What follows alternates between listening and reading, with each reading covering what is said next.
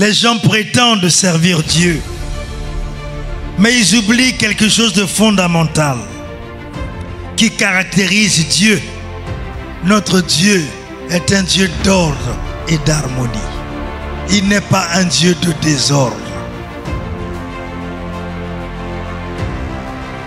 Le Dieu que nous avons suivi, le Dieu que nous servons, c'est un Dieu d'ordre, c'est un Dieu d'harmonie.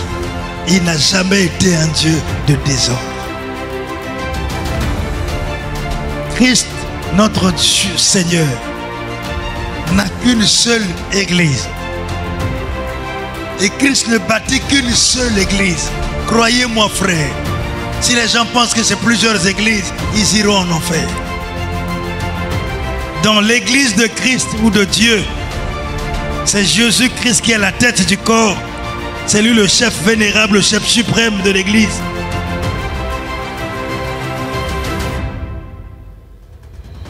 Et l'ordre dans l'église avait été établi depuis l'époque dite primitive. Et cet ordre doit être respecté.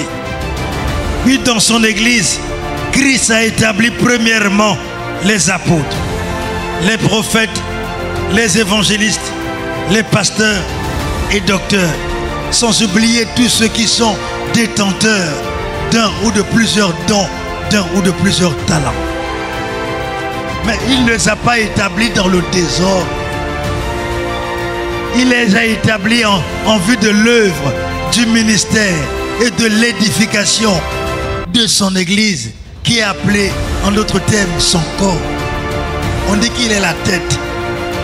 Quel est le rôle que joue la tête? Dans le corps humain, la tête joue quel rôle? Si la tête est coupée, qu'est-ce qui peut arriver? C'est la mort qui survient. Toutes les connexions du corps partent de la tête. Amen. Ça dit que mon don à moi, en tant qu'apôtre, vient de lui. Le don de l'apôtre, du prophète, vient toujours de lui. Amen. Le don de l'évangéliste vient toujours de lui. Le don de, je ne sais pas, du pasteur docteur vient de lui. Le don de celui qui prophétise vient de lui. Tous les dons viennent de lui. Il a permis qu'il y ait aussi connexion entre nous. Nous formons un tout.